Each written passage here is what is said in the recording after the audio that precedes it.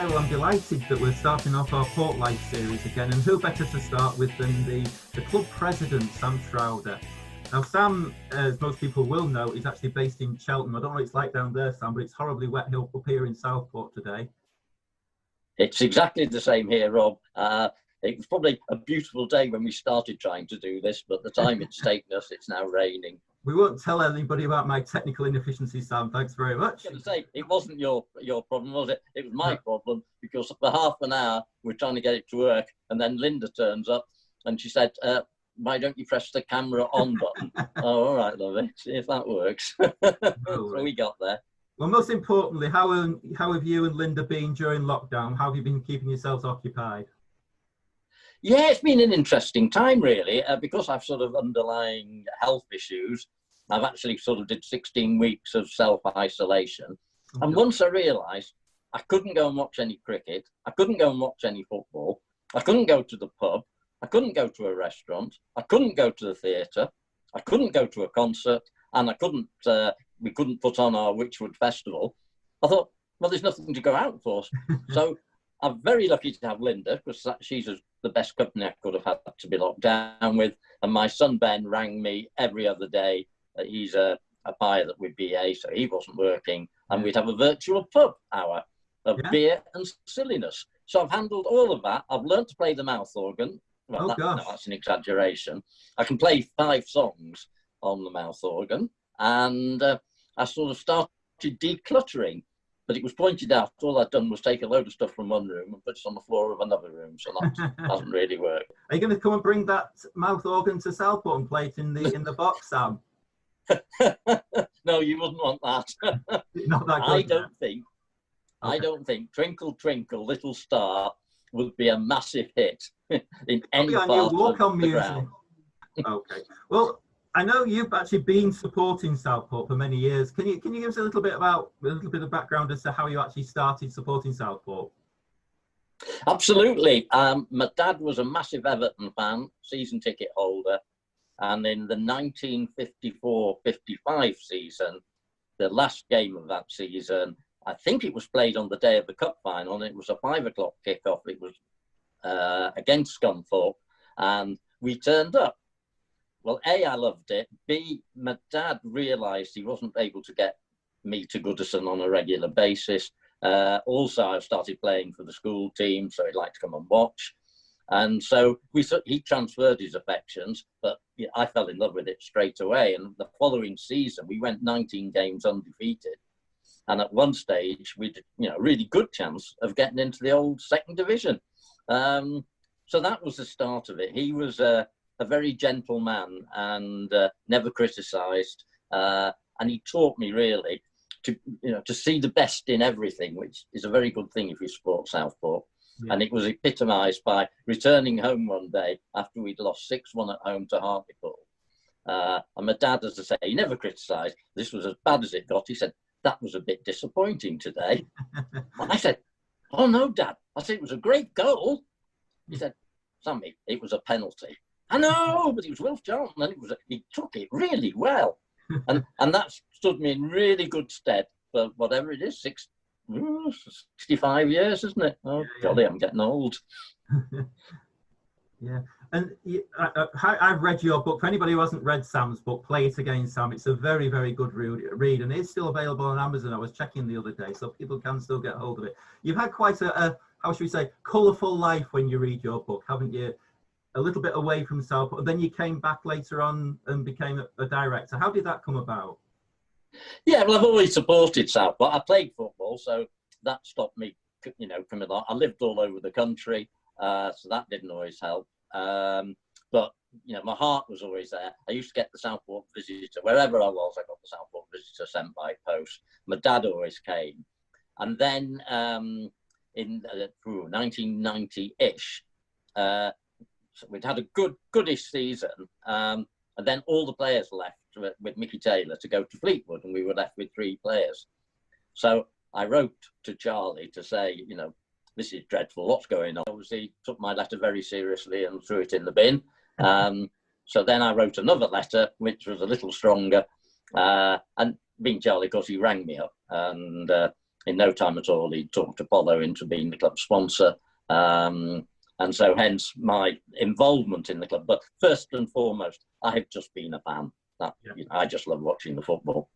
Did you know Charlie at that time when you first got him? When you first sent that letter, did you know him? No, never come across him in my life. Okay. Well, you stayed on the board until I think the end of 2017, 18, and there was a little bit of turmoil then. And I think one of the things I liked was the fact that you kept coming back, didn't you? After there was a little bit of upheaval, to say the least, at that time. How did you feel, Sam, at that time? Well, it was a strange time. It was, and it was sort of part of it was unpleasant, because you're always sort of held responsible, and rightly so, and things were going badly. I felt very sorry for Charlie. People like Charlie, like John Church before him, like Phil Hodgkinson, and particularly Ian Kyle. These sort of people don't come around a lot. There was always this view, there was lots of people wanting to invest in the club. I never came across anybody who wanted to invest in the club. So it was a sort of a sad time. Obviously, Dave Barron had come on the board, who was absolutely magnificent. He came in and said, look, what I'll do is I'll put a marquee up, I'll fill it, and we'll get money, and I'll get involved with schools. He did all of that. Yeah. And he used to bring the best bacon butties for every meeting we ever had. So Dave Barron was great. So there were changes afoot anyway. I'd already agreed that I was going to step down. So for me, it was always going to be my last season. So it was sad that it brought a certain amount of acrimony. And we all dealt with it differently. I'm sorry that Charlie, hasn't seen fit to come to see another game, and Hayden as well, because, for whatever criticisms they all received, they gave an enormous lot to the football club. For me, in some ways, it was a great relief, because, I just want to watch Southport play football. The rest of it doesn't bother me, but that's what matters to me, and that's what I enjoy. Well, this was perfect, so I sort of turned up instead of having to get there at 2:15, we got a load of pubs that did good meals. So Linda and I would drive up early, have a nice lunch, get to the ground at 2:45, come and say hello to you, get a team sheet in the programme, and sit amongst loads of fans, have a lot of banter, lots of fun, many of whom would come up and say, listen, we just want to say thank you for everything that Charlie did and you did for this football club. We remember what it was like when Charlie got involved, with 200 people turning up and whatever it was. So we just sat there and enjoyed it, and and relieved in some ways that somebody else had taken on the mantle, because it probably, in hindsight, it was time for a change. The fact it sort of was a bit murky, was unfortunate. But one of the things struck me very early on. I was sat there. I used to sit well away from the director's box. I didn't want to be sort of in anybody's way. So Linda and I would sit there, as I say, great chat with all the people around us. And we were we sit quite far back in the stands. And I remember Ian Kyle hadn't been there very long, making the effort to come and find me and come and introduce himself and say hello and introduce his wife, Claire. And I thought that was a really lovely gesture. And obviously people like Potty I'd known forever. So, and lots of people would come and find me to say hello as well. But I thought, well, that's quite a classy gesture. And as I got to know Ian, I realised he is a very, very classy guy. And he's done enormous work for Southport. He's been, I think he's done a fantastic job, along with, Potty and Liam on the board, along with the people that he's brought in, because obviously, with James and Steve and Darren, I think they've made a massive contribution. And then on top of it, probably the best thing that Ian did was he mended the bridges with volunteers who had done so much for this football club, and then for whatever reason felt alienated, whether it was out of loyalty to the old regime or because people were brought in and paid to do those jobs, and to put them all back, because people like yourself and Julia are gold dust. football clubs like Southport can't exist without them. When, you know, and I think yourself and your media team have done a fantastic job in this sort of difficult period by managing to find. I know you're scraping the barrel now by talking to me, but you've actually managed some really good interviews with people, and I found it fascinating. You know, people I know but didn't quite know how they got connected. So I think, you know, Ian and the present board, they've made sense out of the finances of the club. For me, there's no real pleasure in spending a fortune that the club doesn't have, but an individual might have, you know, to win leagues and so on. You know, I really like it how it is. I couldn't be more excited than I am now about, hopefully, the season starting in September. And as I say, with a squad that, you know, Liam has put together, they're his players, they're part-time players, they fit into a sensible budget, and I think they'll be a very, very good side. We couldn't keep you out of that boardroom for long, though, could we, Sam? Because you took on the role of president. And, you know, when you think about it, I think Jack Carr was previous to you, and he was quite a character, and you've now got that as well. It must mean a lot to you. Oh, it was a massive, massive honour. I love Jack Carr. Jack Carr was everything a president should be. He was a larger-than-life character, getting all the players to sing "Onward, Christian Soldiers" on the bus. He just would give everybody a cuddle. He was a great ambassador. He was very good in. Charlie is a very strong character, and sometimes, you know, Charlie, you know, would insist like a player being sent off, whether, you know, gets fined and all of this, or, you know, gets left out of the side, and it would always be Jack who would sort of get the player to one side and put his arm around him and say, "Listen, I think actually you're the best player at this club, so you get back in and you make sure nobody ever takes your place again," and all of that. So, and rightly remembered with the Jack Carr stand, where most of the noise comes from, which is fantastic. So when Ian came to Witchwood Festival, and had been the previous year, so we fantastic, you know, with Claire and the two girls, and so we had a good chat the first time. And the second time, I brought him backstage again, and we had a coffee, and he said, "I've got something I'd like you to do."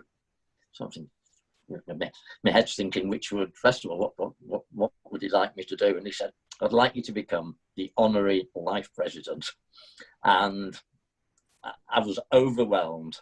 I thought my dad would be up there smiling down, saying, "That's my boy," all the years and whatever. And I said, "Well, you know, what way do you want me to contribute?" sort of thing. He said, "I don't want any money from you. You've done your bit." He said, "I don't want any money at all. We'd like your advice from time to time, but we may not take it." And he said, "You know, we'll be making the decisions, and we really want you just to sort of be the person to interviews with all the ex-players and host things and be a smiling front man." Well, I'm pretty useless at most things in life, but I can be a smiling front man to a reasonable level. So I've loved it, and they've been so kind to me. The club's been so kind to me. Everybody connected's been so kind to me. The minute I walked back into the fantastic suite, which I'd never been in since it'd been done out, so to walk back into the club and see that, listen to the improvements that were still going to be made and which are ongoing, it was just like coming home again, and I love every minute of it. I'm a very, very lucky boy. Good. Well, certainly, you know, on behalf of the club, I would like to say thank you to all you've done. I think it's been absolutely fantastic. And your positivity, even on a bad day, I know you've said to me when I've been a bit down, it's only football, but we'll get over it. And I think that's you. You said that at the start. You've always remained very positive, Sam. Yeah, no, I feel positive. And you know, the greatest feeling is watching your side score a goal. So, you know, the ball hits the back of the net, we all jump up, we cheer, we forget all our troubles, we forget the house has burned down, the wife has left us, etc. You know, it's wow. This is a wonderful feeling. Lovely. Thanks very much for your time, Sam. Cheers. Thank you very much, Rob, and thanks for everything you do.